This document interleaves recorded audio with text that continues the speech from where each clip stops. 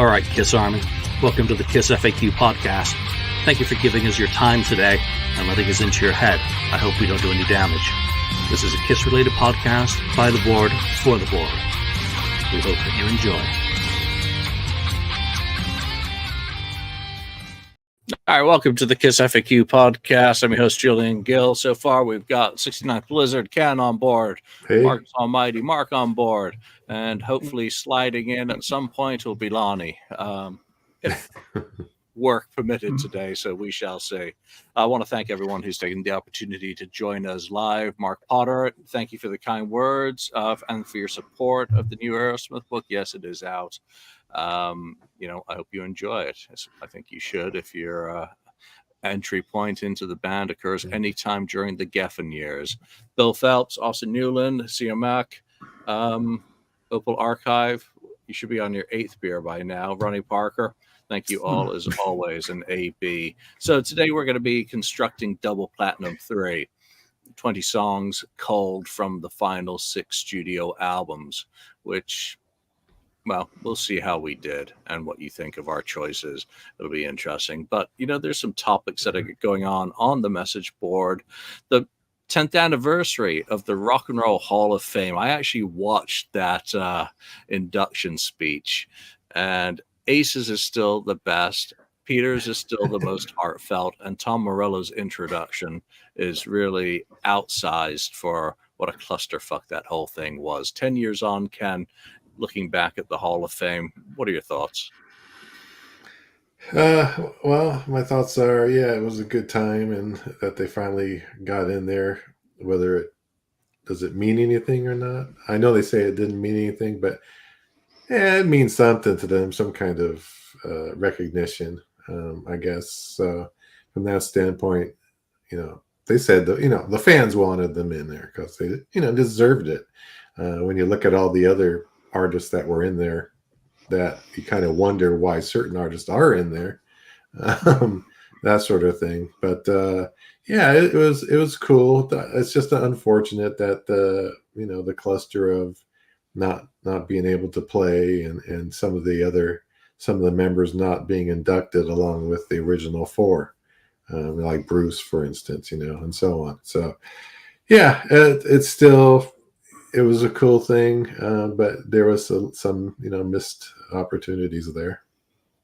Yeah, you said something very, very kind of, you said Bruce, and that immediately made me think of Springsteen, wasn't his band who was getting in that night as well. He gets a lot of people. Oh, yeah, that's right. I think so, right. And their speeches went on forever, which screwed up the musical performance. So imagine if Kiss had been planning on going in. I think they probably went in with the worst possible other groups, that you had someone with 29 members or whatever it was. Right.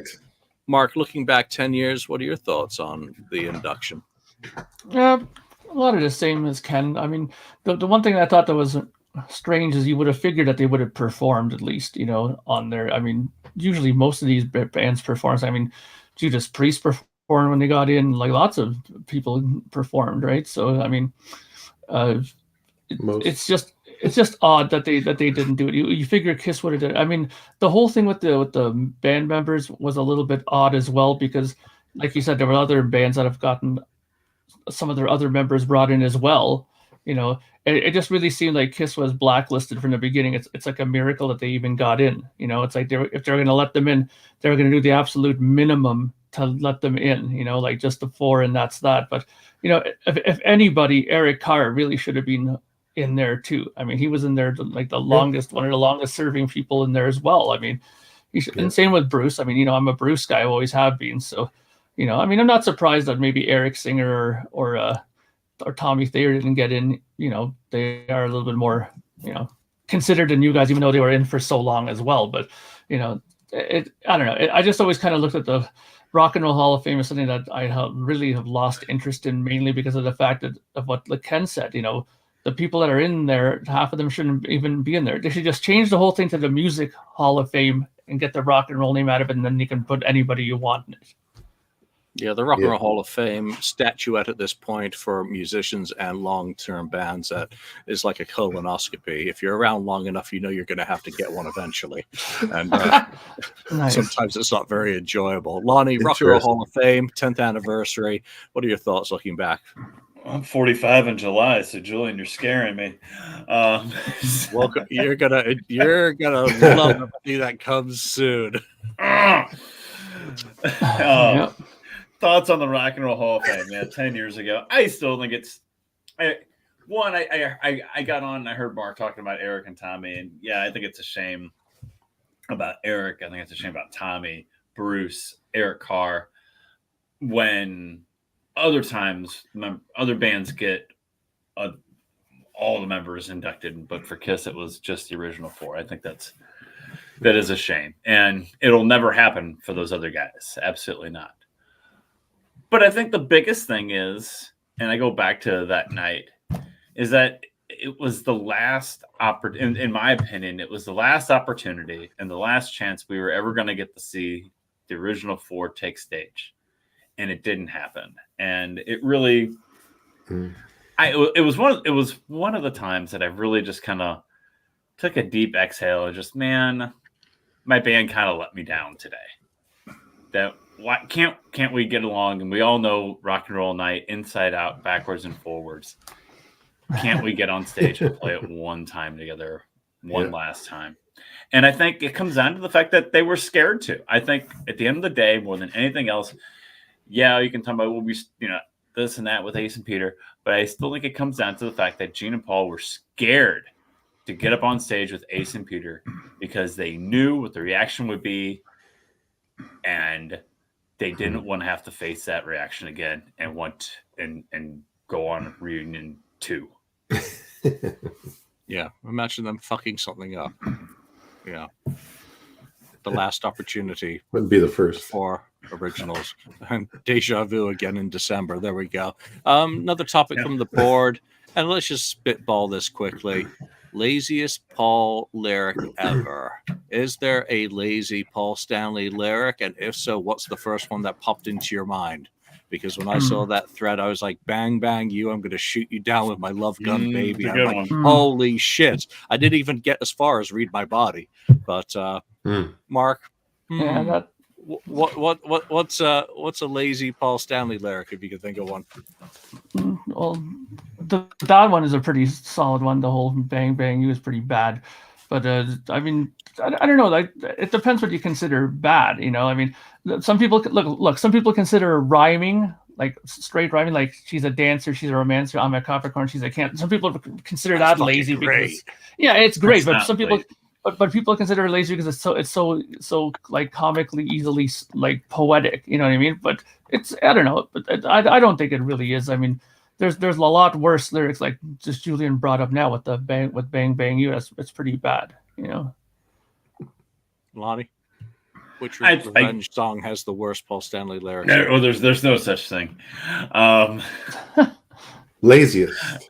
But there's no such thing on that album. But I have a hard time getting past. The bigger the cushion, the harder the pushing. Wow, that's Spinal Tap. That's poetic, is what that is.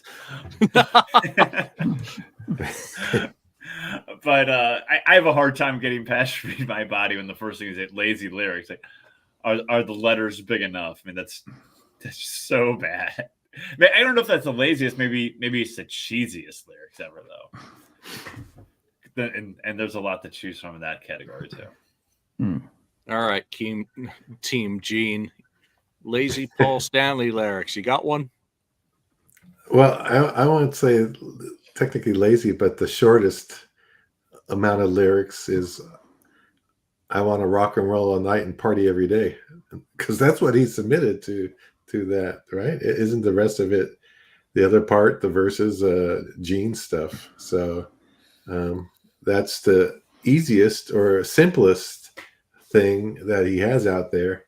Otherwise, maybe something like "Hold Me, Touch Me." I don't know. One of those. Yeah. Well, that's just cringeworthy. That's some of the. It is cringeworthy. we should always avoid analyzing Kiss lyrics because it's about fun and having a good time.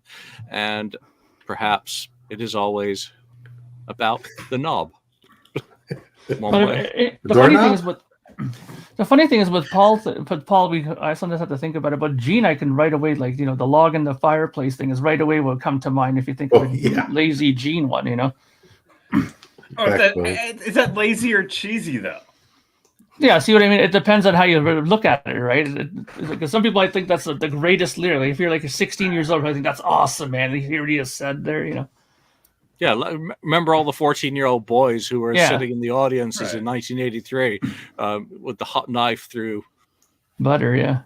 Yeah, I mean, they're probably all virgins at that point. They're singing along like, yeah, had no idea whatsoever.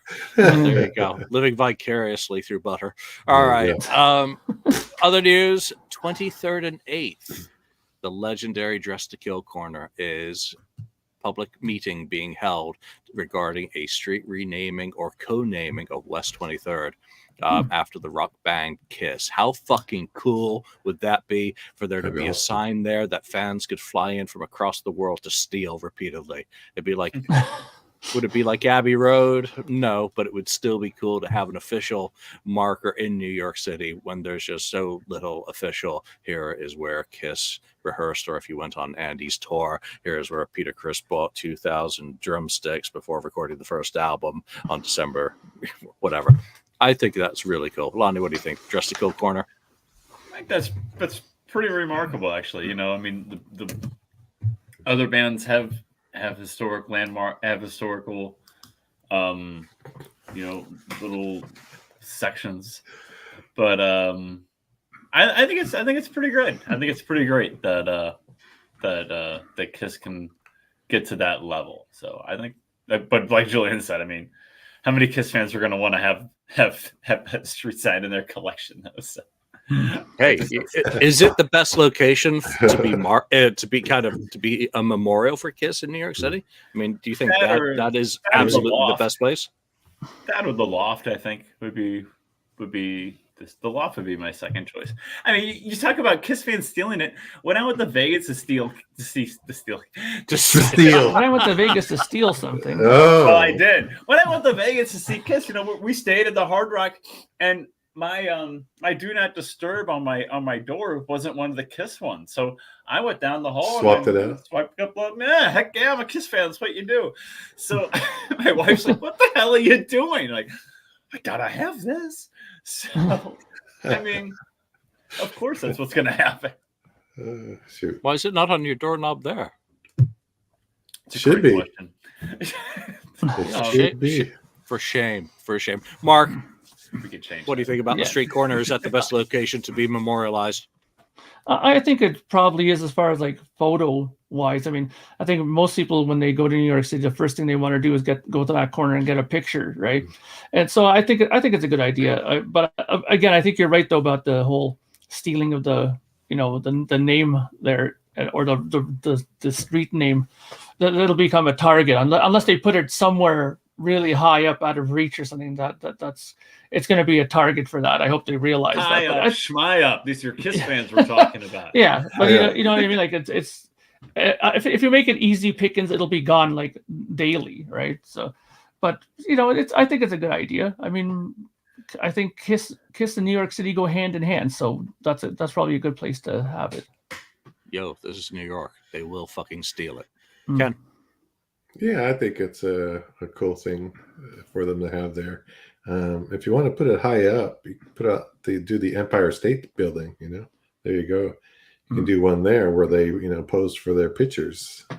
That's another good spot. Those photographs, but that would be another thing. But I know they're not going to allow that the Empire State Building Kiss thing on there. So yeah, I think that corner is pretty much prominent thing, and history, and people, like I think Mark said, everyone wants to go there and get their picture taken. So it's cool.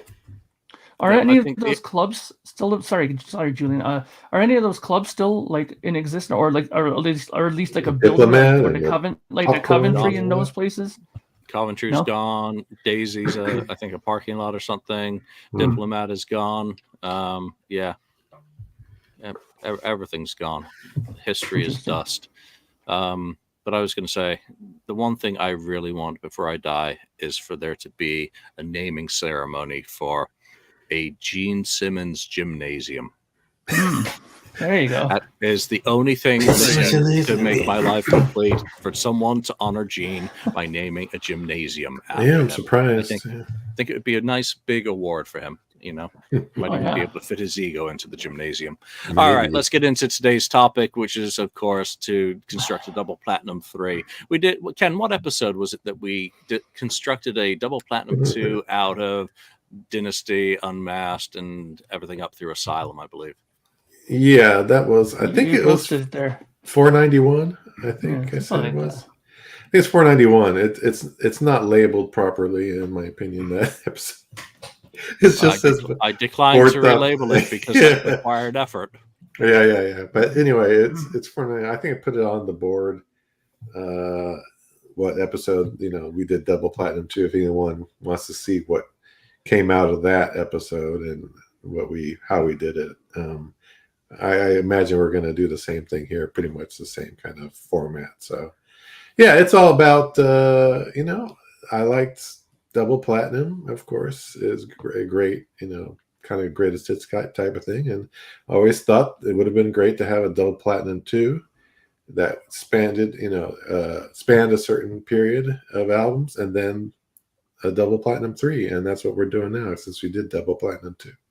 So this goes from what was it, from Hot in the Shade through Crazy Nights through Monster. I mean, Crazy Nights. Sorry. Yeah, so Crazy 7 Nights studio albums. Monster. And well, let's just get into it, because the format I asked for was like double platinum 20 songs. Organize it with 5 songs per side, basically 4 sides, 2 LPs, because we're all old, except for Lonnie, who's nearly old. Getting there. Yeah, getting there. And I think what I found interesting about this is everyone submitted their song lists, and unanimous picks. There were only 7 songs that we all picked. Oh, really? Only 7? Yeah. Were unanimous? Yeah. And moving on from there were 9 songs that 3 of us picked, 6 songs that 2 of us picked, and 13 songs that only 1 of us picked. And I just looked at, who had the most picks that weren't, who kind of was out of order in terms of everyone's groupthink here. And it wasn't Mark. I was very, very surprised and disappointed that it wasn't Mark. Mark often takes a lot of stick for thinking outside the box and being, a little bit of a contrarian. And he wasn't. This time it was me who had the most. You're the one. I was it. And you were right up there too, Ken. Lonnie was normal. Okay. Lonnie and Mark, they're like, yeah. Lonnie is always expected. Before we get into everyone's picks, I just do want to go through all the songs that did not make the cut today. And All for the Love of Rock and Roll had, 1 pick. I think that was you, Mark. Betrayed had 1. I think everyone can guess that was Ken. Every time I look at you, only had 1. I think everyone who could guess who that was, Lonnie. Hot and Cold, a Gene song, so must be Ken. I Just Wanna, a revenge song. Sorry, Lonnie. Yeah. Only you. Yeah. I've been disappointed in you 3 in the past. Then we get into mine, and we get Little Caesar, because I'm the only one who loves Little Caesar on a double platinum. Are you kidding me? Eric Carr, love for Eric Carr. Well, I understand that. Ken will be proud. I also picked The Devil Is Me, and none of you guys. Yeah, I noticed that. Yeah. The Street Giveth, another Gene song, Ken. Yeah, I like that. Thou Shalt Not. Street Giveth. Yeah, which was actually Ken. I'm surprised. I thought for sure you'd pick Betrayed. But... you wanted The Best, which I thought would be a great. I thought it'd be a great closing song. I did. Julian did. Oh my god. Julian. That's the last song on my album, because it's got all 4 of the originals singing for the last time. So awful. For sentimental reasons. I think he was under the influence or something. Nope. Did this list. Absolutely not. Heart of Chrome also did not make it. Which was I thought that was me. That was me.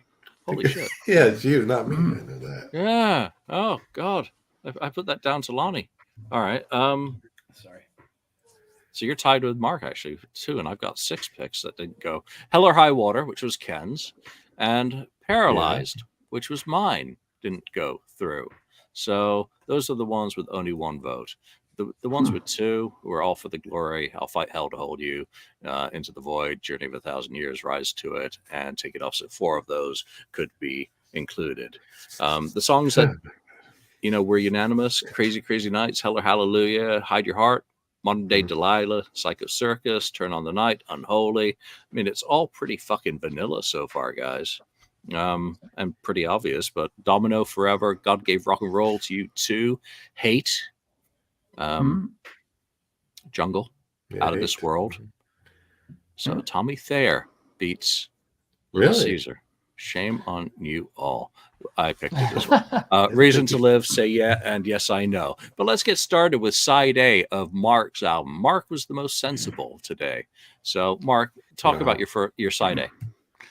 Well, my side A, like Julian already kind of alluded to, it is sort of vanilla, but I mean, I really thought about it, and double platinum to me has always been one of those records where I thought it should be the record that you introduce a new Kiss fan to. If they haven't heard Kiss, let them listen to something that might get them into it. And I've always thought that double platinum is a good entry point. So my entries are: side 1 starts off with Crazy Crazy Nights. I mean, that's probably one of the more anthemish songs that they've written in that time period. Followed by Unholy, which is a staple Kiss song for sure. Jungle, I thought it was a good song to put in there as well. I also kind of, the producer under me also thought about the track listing, how it was going to flow a bit, and then after Jungle, I did put in one that I think Ken will be pleased with. Yes, I Know, Nobody's Perfect. That's also in there. I think that's a great song and needs to be put in there. And Hide Your Heart ends off side 1 for me. I've always thought that that's a really good song by Kiss that gets often overlooked, probably because of so many other people also covered it as well. So, maybe people don't first think of Kiss when they hear that song, maybe. No, starting off with Crazy Crazy Nights. Thanks a lot. Lonnie, can you be a little bit more sensible with your side A, please? Absolutely. Absolutely. Sensible. Because, okay. Absolutely, because I started off with the greatest song from this era, from the Crazy Nights through. I'll Fight Hell to Hold You. No, and that song would be Unholy, which is the best song from all of these albums. So it kicks off this album, followed by Hide Your Heart, and then the rest of these are actually Paul songs on my side 1. So it's Unholy, and then Hide Your Heart, and then Jungle. We get a little heavier again, and then Turn on the Night. We get a little poppy with Turn on the Night, and then we get a little sappy with Forever to close out side A. So a little bit of variety for side A. Was it tough to come up with 20 songs, Lonnie? Did you have to prune any down, or how did your list get constructed? Well, I started off and I just listed it like side A 5 songs, B 5 songs, C and D, and I filled in which songs I wanted to open each side with. Is how I started it, and that was actually pretty easy because I'm like, oh well, Unholy, I want that to be a lead track. Well, Psycho Circus, in my opinion, only does well as the first song on a record. I can't imagine Psycho Circus being sandwiched in the middle of something. Crazy Nights and Modern Day Delilah are my 4 lead tracks. So I kind of started like that, and then I kind of went with my closers like on each album, on each side, and then kind of sandwiched in and filled in the middle. It wasn't hard to come up with 20 songs. I felt like I could have went with more. I mean, I could have always went with more revenge songs than what I did. So, I felt a little guilty and a little bad leaving some of them off. So you had a good selection of revenge though. I did, but you can always have them. But no, you could always have more. I mean, I left Spit off and Heart of Chrome off, and I felt bad. Oh no! Well, that has to be off. Heart of Chrome is good, but Spit. Sorry, So Yeah, so mine. Which 5 Gene songs lead off your album? Yeah, I didn't do that one. I got a lot of Gene songs, obviously, but I'm let's just count them. surprised that you guys picked a couple of you guys picked Jungle, because to me that's the least sounding Kiss song, and that I almost put it on, and I thought no, it's the least sounding of the whole bunch of Kiss, being a Kiss song, and plus it's so long that it's just gonna take up so much time, unless you do an edit, right? Yeah. You could have done an edit. So, all right. So my thought was I was gonna try to do a re-record just like Strutter 78. I did it on Gold Platinum 2 with I Was Made for Loving You, I Was Made for Loving You 85 re-record. And then I was going to do something like that this time, but I couldn't think of one I wanted to record. So I said, forget that. Let's just list them out here. So I started off, minus the circus sounds and all that stuff. I started off with Psycho Circus on side 1, and then followed up by Domino, number 2.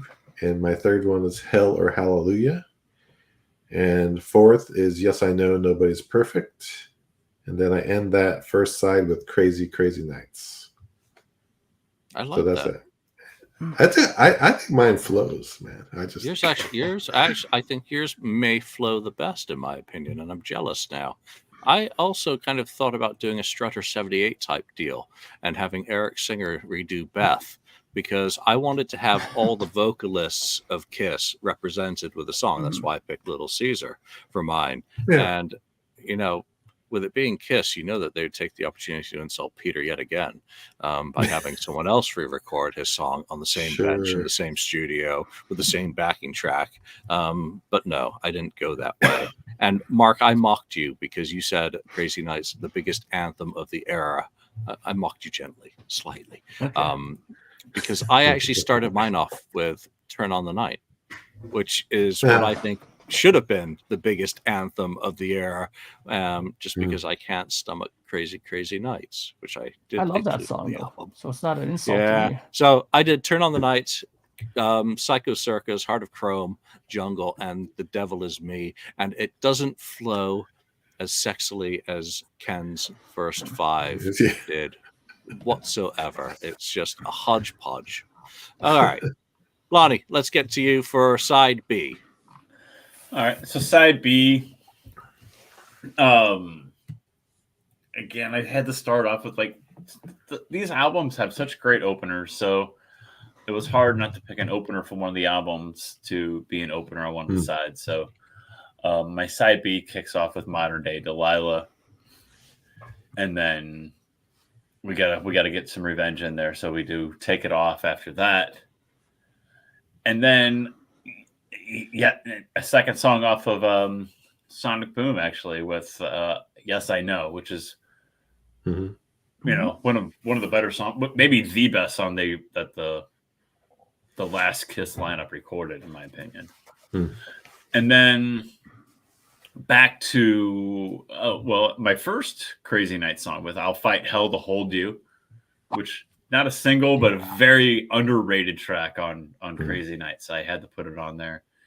And then let's round it up with a little more revenge. Let's close out side B and more revenge.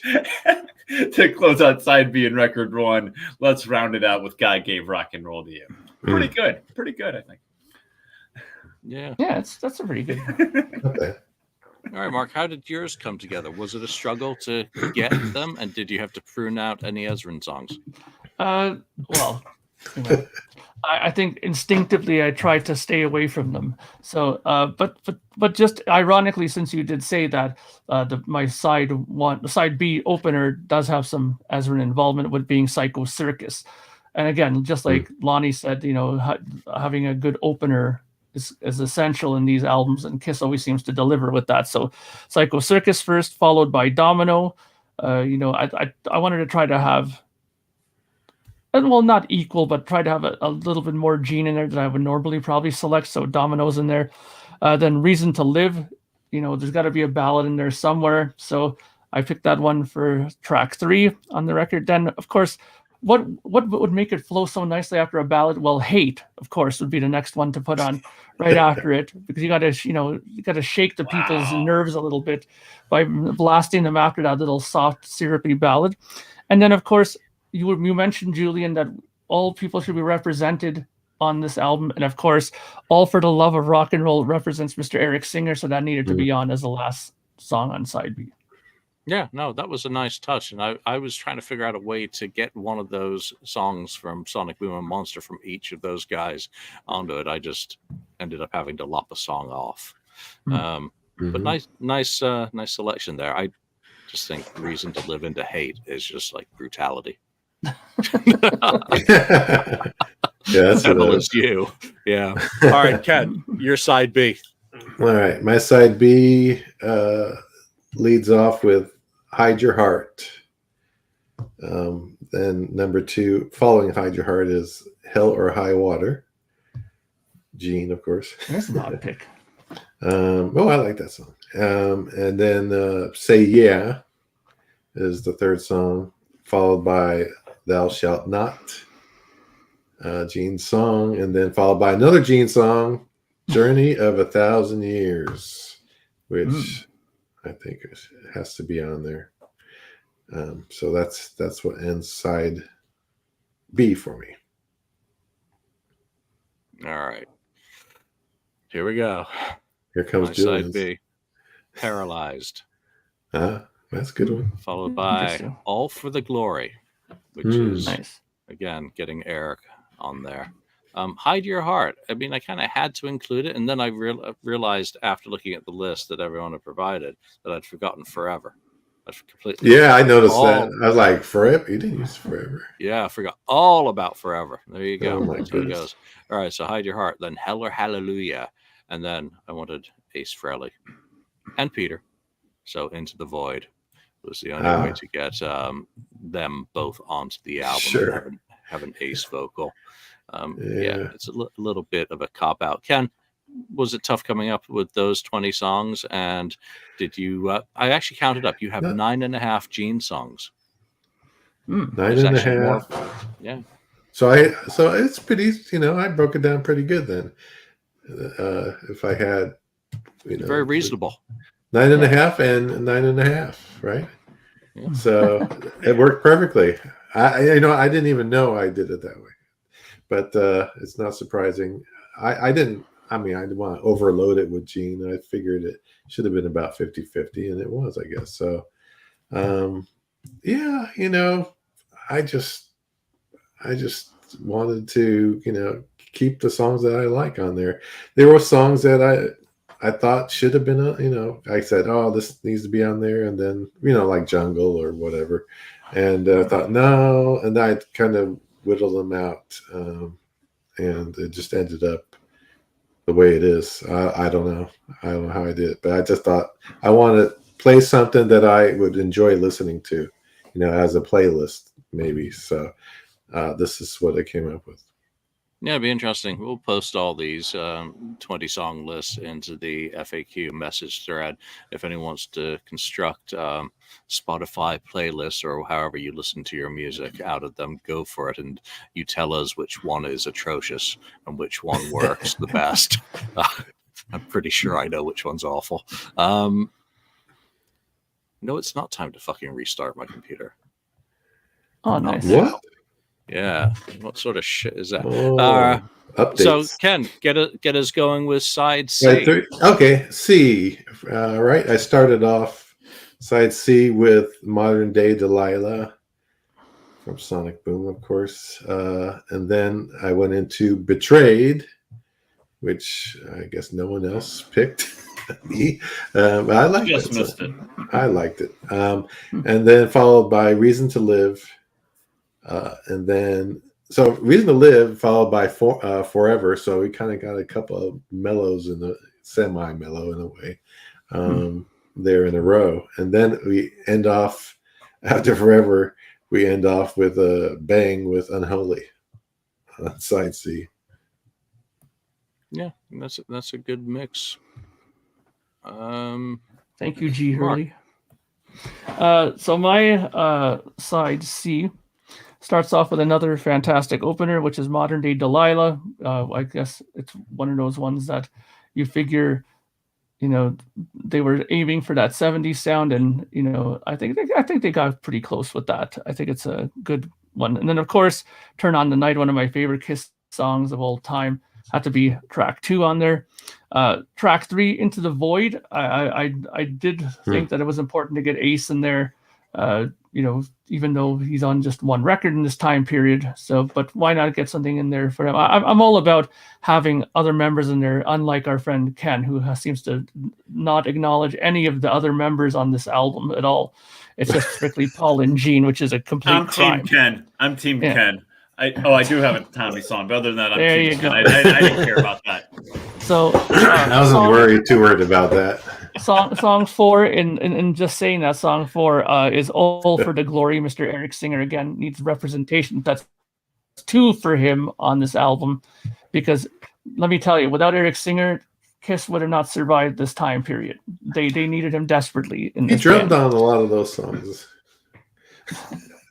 Well, yeah, he is, of course. And, so they represent. But drumming is not the same as singing. Most people don't care about that. They want to hear the voice too, right? Well, and Ace and Peter, off, they probably would have gotten nixed by Paul and Gene. Probably would have said, "No, we can't put that one on there. We're not going to put In the Void on there." Well, luckily they didn't have to pick my list. So the end of my side C is Journey of 1,000 Years. I've always thought that was a great closer for a record and a good closer for side C. Mark, what's the song that you most regret not making your list that you would love to have included? Honestly, I think, a good Rush song would have been good on this. So, but I don't know. Maybe I think Take It Off. That was one that I had trouble with not adding on there. I kind of wanted it on there. I've always loved that song, but I don't know. After I looked at my list, I just couldn't justify dropping one of them to put that in. So, yeah. All right, Lonnie, side C. All right, so my side C kicks off with Psycho Circus, which is the only song from Psycho Circus that made my list, because the rest of the album is garbage. Ooh. So then it goes, and then I have Hate. We go get a little heavy with Hate, and then to a little sonic boom with Say Yeah, and then some more Paul Stanley with Rise to It. I had to put that in there. There's not much good on Hot and Shade, but that is definitely worthy of being on there. And then we got to get a little revenge in here before we close out side C. And I got to put I Just Wanna on there. I cannot believe the rest of you did not include I Just Wanna on your list. It's quite disappointing. Well, I'd rather listen to the original Summertime Blues. Yeah, Exactly. I'd rather listen to Kiss. That's true. All right, my side C. Modern Day Delilah, because Paul says it's a classic. So we all agree. Clearly, it was unanimous. Rise to It. I've always liked that song, but I would lop off the bluesy intro bit. I'd probably do something obnoxious like stick it onto the front of Say Yeah, just because like they did with one of the songs. What was it? The rock bottom intro tacked on the beginning of She or something stupid. That was weird. Yeah, very weird. Sean Delaney. Drugs. Crazy Nights now turns up on mine because it's got to be included in there because it was, as Mark rightfully pointed out, an important song in the era. And then I put Little Caesar in to have Little Caesar represented on this. And finally, Say "Arr," because we all drink the Kool-Aid and Paul says it's a modern classic. Therefore, I actually think it's a pretty fucking good song, and I still enjoy the allusion to the Beatles. Yeah. All right. I'm actually highlighting as I go. I'm trying to keep track of where I am today. Lonnie, was there anything that you wanted to include, but you just couldn't make it up and say, this is a tie? I'm having 21 songs on. No, I don't know. I mean, it was Spit, Heart of Chrome, they were tough. Every song the songs I missed on Revenge, Car Jam 81, every one of them, I don't know. I think it was fine. I mean, like I said, I included 6 revenge songs because you know what? I only put 1 Psycho Circus song on there because I don't care for the album. I put 2 from Carnival. I put Hate and Jungle. I don't think the rest of them are really deserving on being on some kind of greatest hits package. Yeah, honestly. And I have 1 from Monster, and that's Hell or High. Oh, no, I have 2 from Monster. I apologize. I have Out of This World, and that one that's my only. Like I said earlier, I was Team Ken that it just included Gene and Paul songs except for Out of This World. Did slip in there, but you know, I don't think I really felt bad that I couldn't put stuff on there because some of these albums are great, but then some of these albums really fall short of the mark. So I'm kind of lopsided in what I put in. Yeah, so someone, Opal Archive, admitted liking Crazy Nights. And didn't Bruce show how to play that guitar part properly this week on one of his guitar tutorials? So check out Bruce Kulick's social media. He posts it just about everywhere that he is.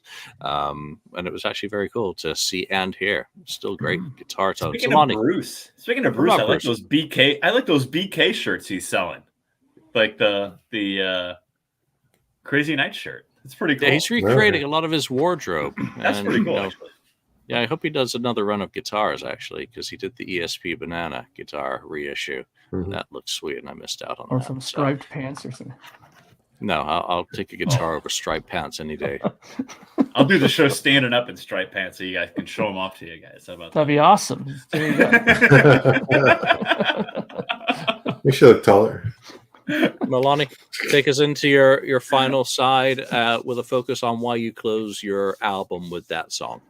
So I close it out start off with another great opener of Crazy Crazy Nights. I mean, there's so many good Kiss openers. And these albums are full of great openers, and Crazy Crazy Nights is one of them. And then Domino, because we gotta keep the revenge theme going. And then Out of This World, I did it for Ken because I kind of get a kick out of it. And then Out of This World, like I said, did sneak in there. And then Every Time I Look at You, like again, we gotta have a little ballad. Every Time I Look at You, and then we close it out with a new classic of Hell or Hallelujah. And I chose that one as my last song. I knew there'd be some Journey of 1,000 Years Love. I know you guys like that song, and I don't really care for it, so it's not on my list. But I'm in an honest mood today.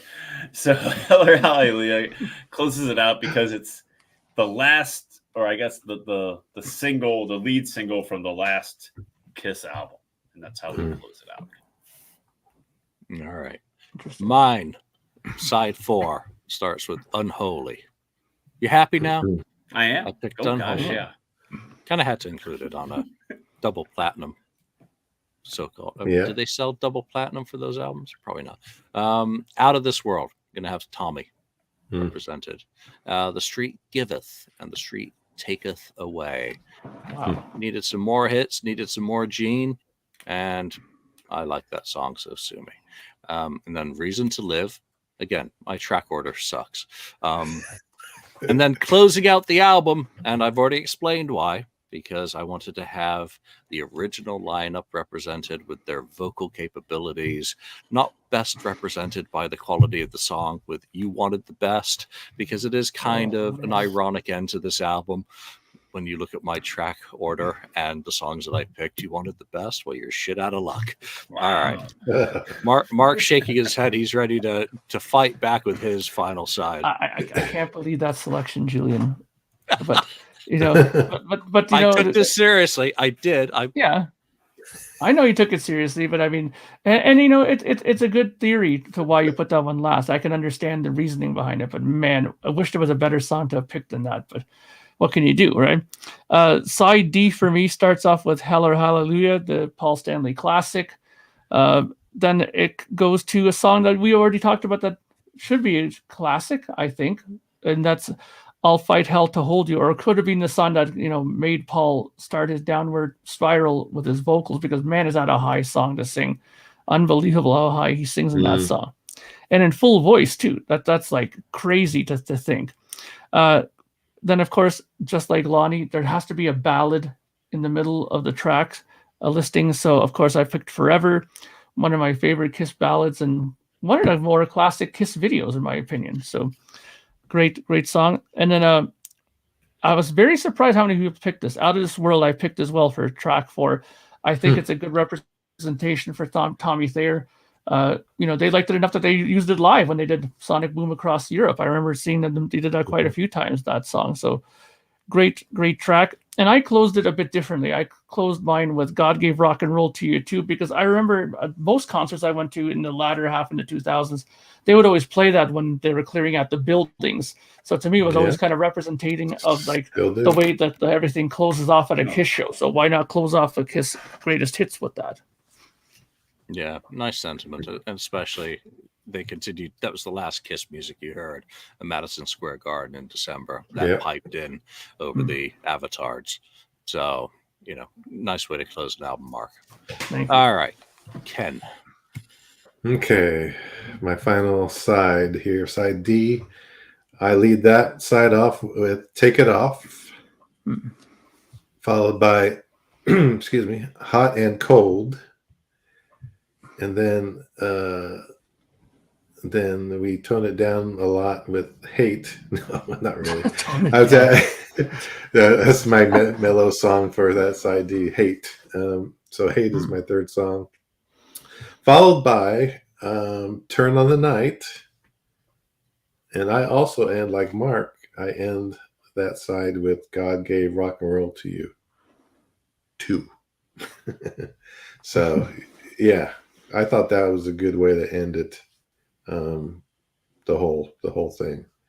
Yes. Partly because of the concerts. Yeah, they were playing that last. Yeah, like you said, after it was over, they play that when people are, shuffling out of the arenas and so on. But I just thought it's a good way to end the whole package. So yeah. All right, Mark had the most sensible. Whose selection do you think really you wish you'd pick that?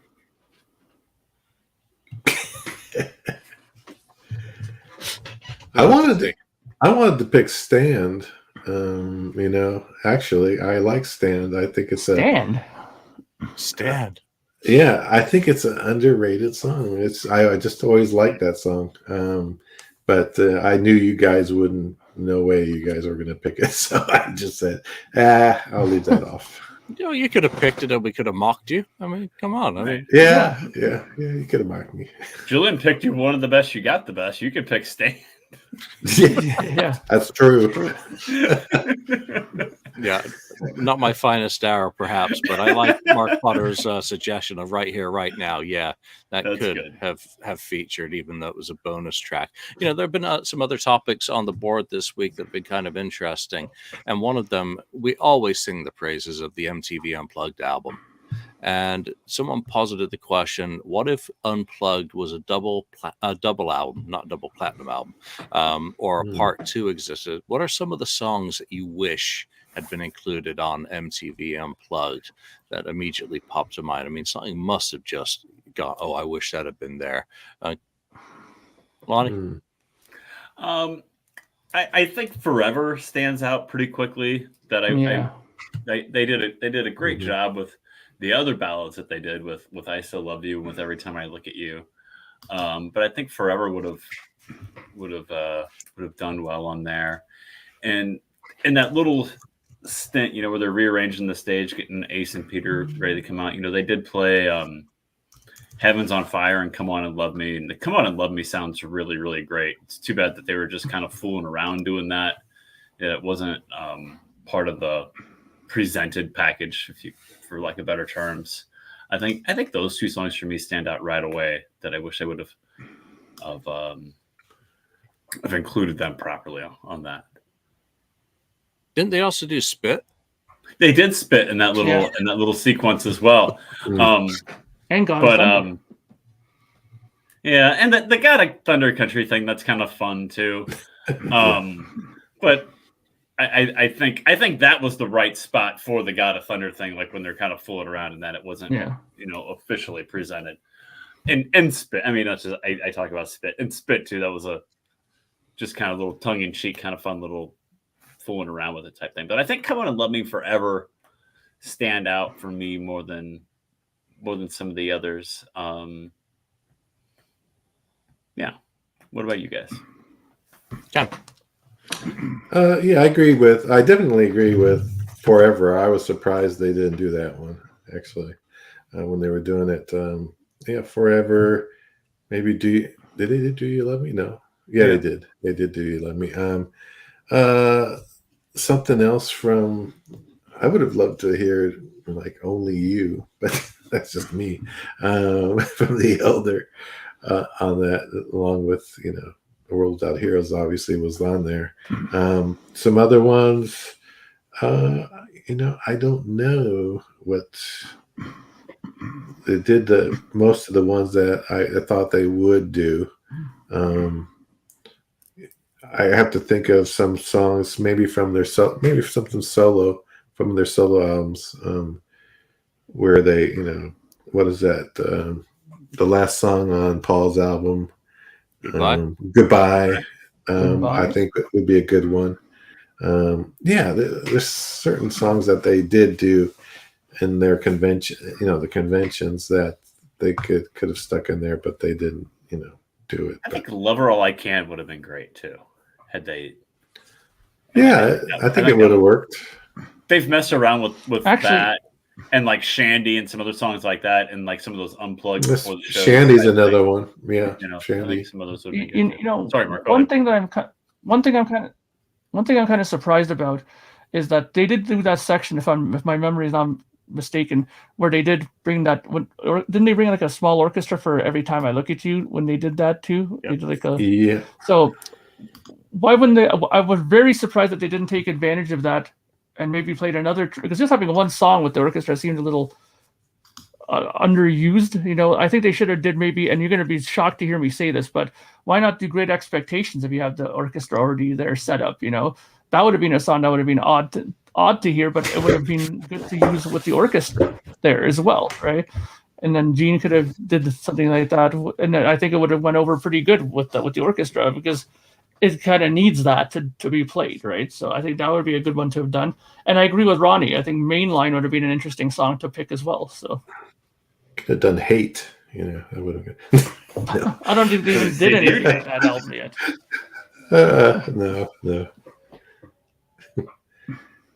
Ken? But yeah, I would have liked to have had a more robust, or we want to call it a double or whatever, triple LP kind of thing. It's just a whole bunch. Barely got a single LP.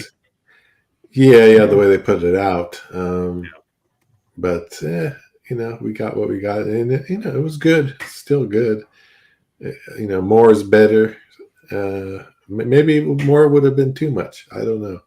Maybe it would have been just a little too much, and maybe that's why they kept it down to the single. I love the version I got to choose that wasn't included. That's on the Japanese version. That's on the box. That version I got to choose is really freaking fantastic, and that's actually a shame that it's not on. Yeah, I agree.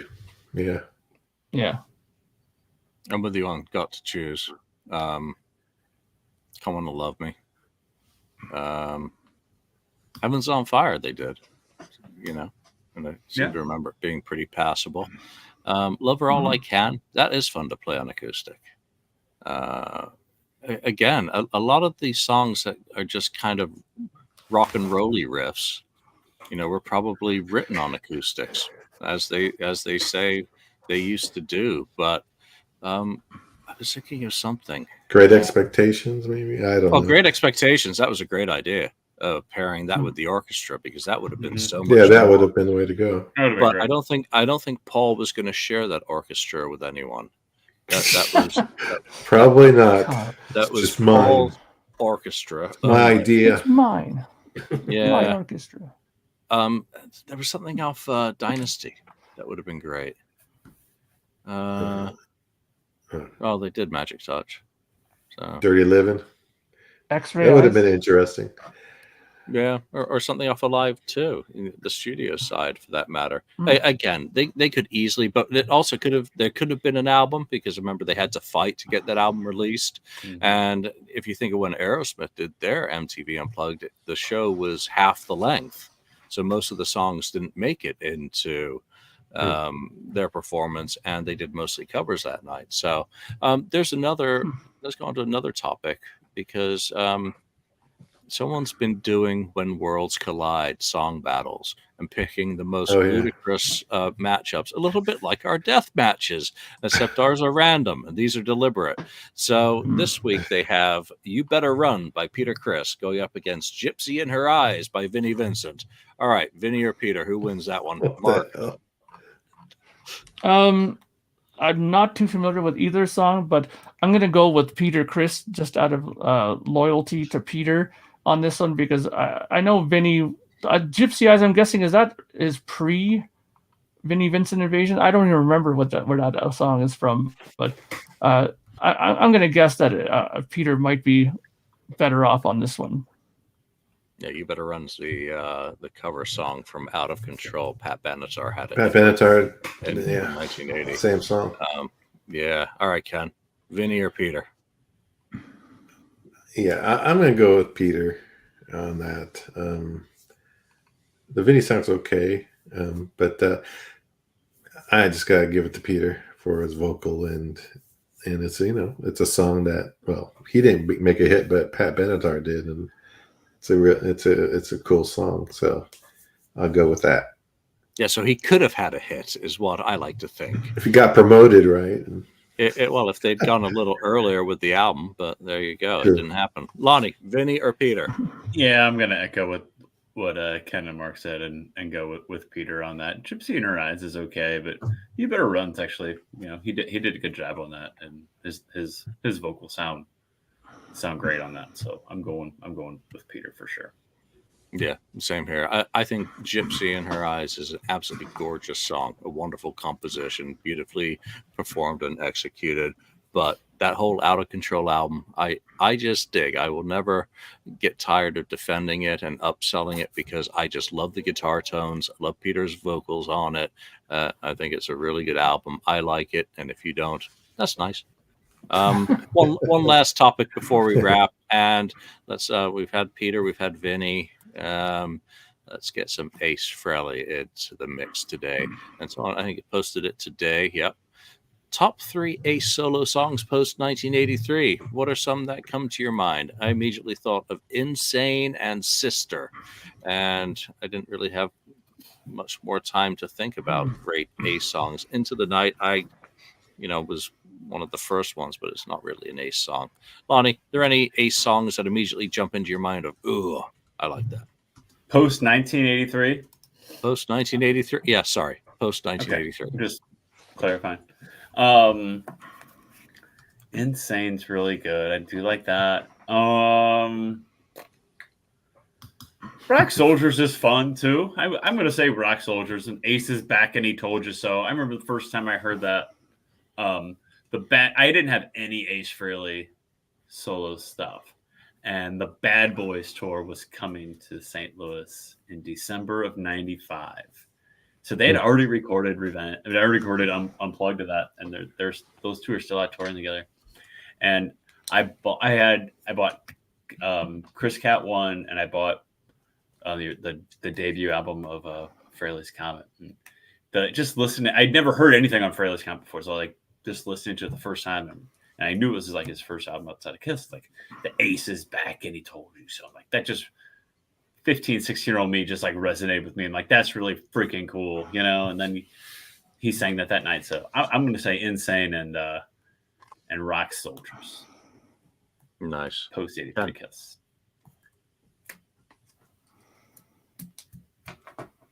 Ken is muted. Huh. Oh, I'm muted. Geez, sorry about that. What do you know?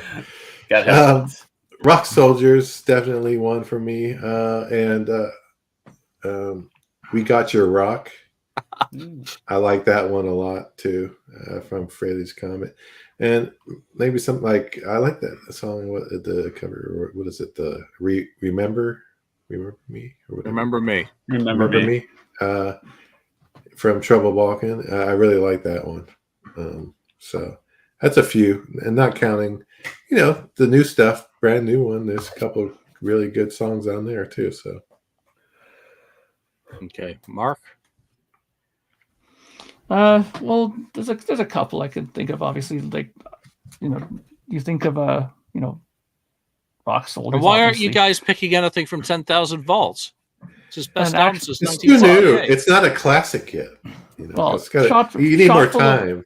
Shot Full of Rock is good. I picked that one too, and Outer Space from Anomaly. I've always liked that song. That's a good song. Yeah. Rockin' with the Boys is also good from Spaceman. I always thought that was good. Yeah.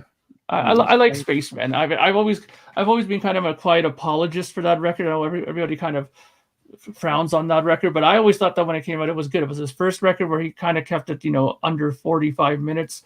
So it was kind of a easy listen record, and Gene was on there with a couple songs, so I thought it was good, that one. Maybe the acorn is spinning. Okay, early. All right, that's it for this week. That's a whole bunch of board topics. Our construction of a double platinum 3. Yes, we did manage to cull 20 songs each from 7 Kiss albums. It really wasn't that much of a challenge. It was kind of tough to keep it to only 20 songs, not make it into a deluxe edition. Whose list did you agree with, disagree with? Who has the most lunatic track sequence? And what is our egregious omissions from our list? Because you know what? I bet we all missed something that we would go dope about when pointed out to us, because that's just the way it rolls. But for now, I want to thank everyone who's taken the time to comment during this live stream, who's joined us for the live stream. And if you didn't join us for this live stream, we thank you for catching up with us whenever it was convenient to do so. But for now, for Mark, for Lonnie, Ken, and myself, thanks for joining us. We'll see you next time. Thank you for spending time listening to the KissFAQ podcast today. All sales are final. There are no refunds. If you'd like, look us up on Facebook or come over to the KissFAQ message board and discuss the topic we've broadcast today. Don't forget to rate us on iTunes, Spreaker, or wherever you've listened to the show. We hope you'll join us again. Little Caesar.